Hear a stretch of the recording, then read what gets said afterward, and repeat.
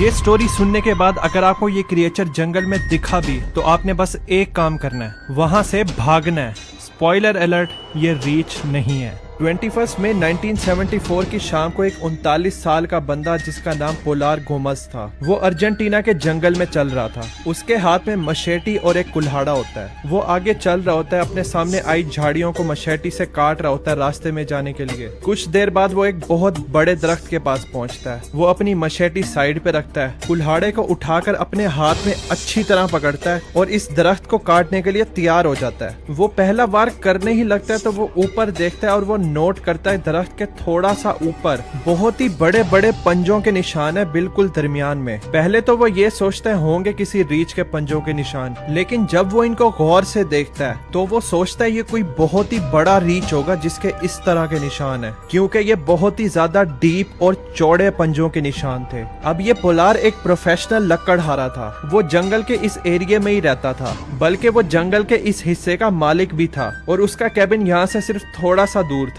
Wild life से उसका आमना सामना होना उसके लिए बड़ी आम सी बात थी, जैसे कि रीछ वगैरह हो गए। उसके घर वाले कहते थे ये तो पागल है जो इधर अकेले रह रहा है, क्योंकि उसके सबसे करीबी नेबर्स भी यहाँ से मीलों दूर थे। ना उसके पास मोबाइल था, ना उसके पास गाड़ी थी, वो बिल्कुल अकेला रहता था। तो इस आइसोलेटेड जंगल में रहने की वजह से पोलार का सामना रीछ से होता रहता था और वो इनसे डरता नहीं था। उसको पता था जाहिर है मैं जंगल में रह रहा हूँ, अब इनसे सामना तो होगा ही। उसको ये भी पता था उसके फ्रेंड्स और फैमिली उसको पागल कहते हैं, इस वजह से नहीं कि वो यहाँ पर अकेला रह रहा है या उसके पास मोबाइल नहीं है और गाड़ी नहीं है, बल्कि वजह ये थी कि लोकल लोगों के मुताबिक ये वाला एरिया फॉरेस्ट का हॉन्टेड था। यहाँ पर कोई बहुत बड़ी अननेचुरल क्रिएचर्स भी फिरती रहती हैं फॉरेस्ट में और वो पोलार जैसे लोगों का शिकार करती हैं। लेकिन पोलार को इन फजूल बातों पे कोई यकीन नहीं था। तो जब वो उन पंजों के निशान देखता है वो कहता है ये रीछ के ही होंगे, ये कोई अननेचुरल क्रिएचर नहीं है, वो बस फजूल कहानियां हैं। तो पोलार बस ये दरख्त काटना शुरू कर देता है। जैसे ही ये दरख्त जमीन पर गिरता है और एकदम से धड़ाम की आवाज आती है तो उसी लम्हे पोलार के बिल्कुल पीछे उसको एक बहुत ही खौफनाक गुर्राने की आवाज सुनाई देती है,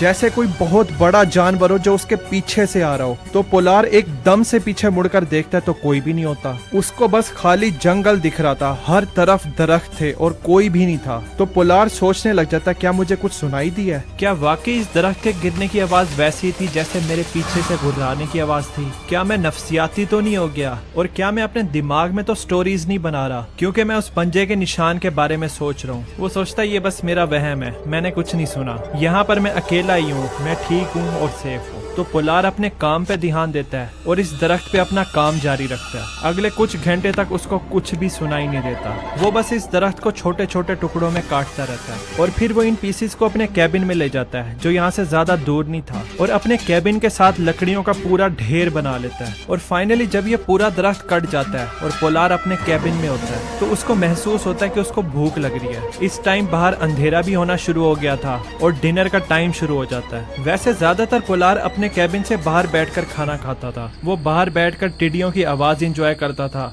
और रात की गर्म हवा के मजे लेता था और उसके लिए आज की रात भी कोई अलग नहीं होती। तो वो अपना पिछली रात का बना हुआ स्ट्यू उठाता है और बाहर आ जाता है। बाहर उसके कैबिन के बिल्कुल साथ एक टेबल पड़ी होती है। कैबिन से थोड़ा सा दूर उसकी टेबल से आगे उसका चूल्हा पड़ा होता है। चूल्हा जल रहा था तो वो उसके पास जाता है और अपना स्ट्यू उस पे रख देता है गर्म करने के लिए और फिर वो टेबल पे बैठ जाता है और बस टेबल पे बैठकर रात एंजॉय करता है और अपने खाने के गर्म होने का इंतजार कर रहा होता है। अब जैसे पोलार बैठा हुआ था तो वो बड़ी अजीब सी चीज नोटिस करता है। यहाँ पर एक भी टिड्डी की आवाज सुनाई नहीं दे रही थी। तो वो इर्द गिर्द इस अंधेरे जंगल की तरफ देखता है तो उसको एहसास होता है जंगल बिल्कुल ही खामोश है, मतलब यहाँ पर कोई शोर नहीं था, बस यहाँ पर चूल्हे के आग जलने की आवाज सुनाई दे रही थी। अब पोलार को ये बात पता होती है जब जंगल इतना खामोश होता है उसका मतलब है यहाँ कोई आसपास बहुत ही बड़ा प्रेडेटर है। तो फिर एकदम से पोलार के दिमाग में वो पंजों के निशान याद आ जाते हैं और वो गुर्राने की आवाज जो उसने पता नहीं सुनी थी या नहीं। तो फिर वो सोचने लग जाता क्या पता वो रीछ वापस आ गया है। तो पोलार अपने सामने दरख्त की लाइन को स्कैन करना शुरू कर देता है किसी भी हलचल के लिए, लेकिन यहाँ पर कुछ भी नहीं था,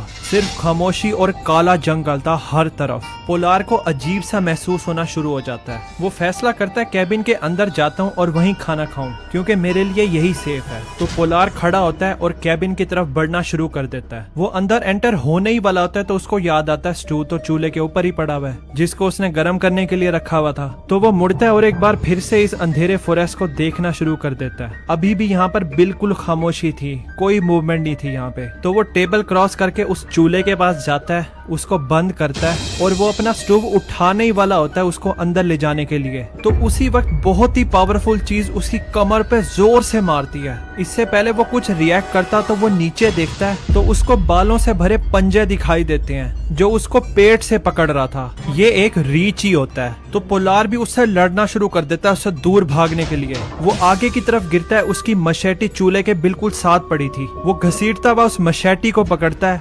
घूमता है और वो इस रीच से अपनी जान छुड़ाने के लिए उसको मारने ही वाला होता है। लेकिन जैसे ही वो इस रीच की तरफ देखता है उसको पता चल जाता है ये रीच नहीं है और नेचुरली उसको पता चल जाता है यहाँ से भागो। तो वो मुड़ता है और लकड़ी की ढेरी की तरफ भागना शुरू कर देता है जो उसने पहले बनाई थी कैबिन के बिल्कुल साथ। जैसे ही वो इस लकड़ी की ढेरी के ऊपर चढ़ने की कोशिश कर रहा होता है उसको आवाज सुनाई दे रही होती है, ये चीज उसकी तरफ भाग कर आ रही है और फिर उसको अपने सर की राइट साइड पर पटाख की आवाज सुनाई देती है। इस पॉइंट पर बेशक वो बहुत ज्यादा जख्मी हो गया था। वो होता है ना खौफनाक सिचुएशन में बंदे के जिस्म में एक्स्ट्रा एनर्जी आ जाती है जैसे कि एड्रेनलिन। तो जैसे तैसे जान लगाकर ये लकड़ी की उस ढेरी के ऊपर चढ़ जाता है। तो वो मुड़ता है इस चीज से लड़ने के लिए जो भी उसमें बची कुची जान बची थी। लेकिन जब वो मुड़ता है ये चीज गायब हो गई थी। ये फॉरेस्ट एक बार फिर से डेडली साइलेंट हो जाता है और कोई भी नहीं होता इर्द गिर्द। और जब वो ऊपर खड़ा इधर उधर देख रहा होता है इस चीज का वापस बाहर निकलने के इंतजार में, तो वो अपना हाथ उठाकर अपने सर की साइड पे रखता है तो वो महसूस करता है उसका कान ही नहीं है। ये जो भी चीज थी इसने वार करके इसका कान ही उड़ा दिया था। पोलार अपने कैबिन के रूफ पर पूरी रात खड़ा रहता है और वो इधर उधर देखता रहता है इस रीच जैसे क्रिएचर के वापस आने के इंतजार में। लेकिन वो क्रिएचर वापस नहीं आती।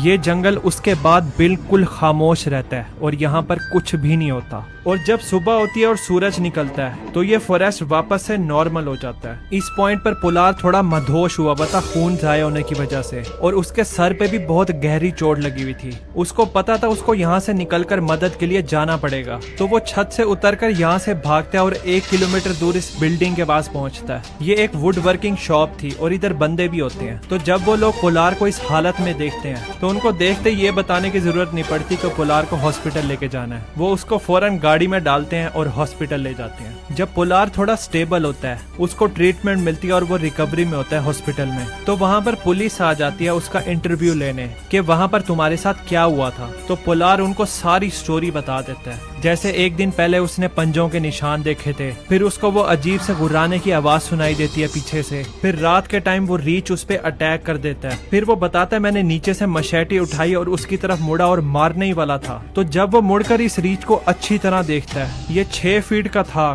काले बालों से कवर हुआ था, उसके बहुत बड़े बड़े शार्प पंजे थे। मतलब वो हर लिहाज से रीच ही था सिवाय उसकी शक्ल के।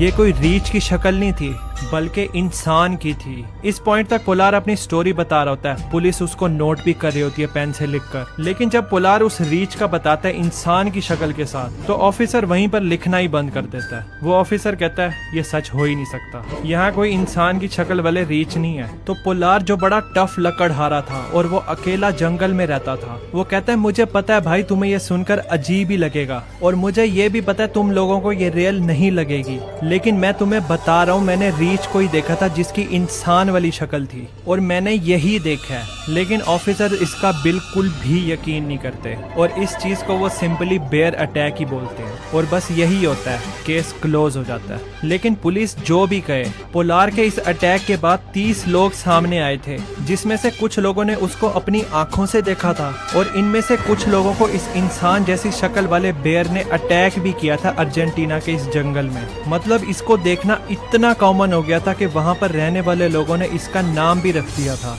वो इसको ऊका मार बुलाते थे और आज तक किसी को कोई आइडिया नहीं है कि वो क्या था। इसी तरह का एक और इंसिडेंट है, वो भी जंगल में हुआ था। वो था 2 दोस्तों को एक सोने की कान मिलती है। उस कान को मिलने के बाद उनके साथ इतनी खौफनाक चीजें होती हैं जिसको सुनकर आपके होश उड़ जाएंगे। उस पे मैंने ये वाली वीडियो बनाई है, आपको हाईली रिकमेंड करूंगा कि आप जरूर देखना। मिलते हैं फिर उस वीडियो में।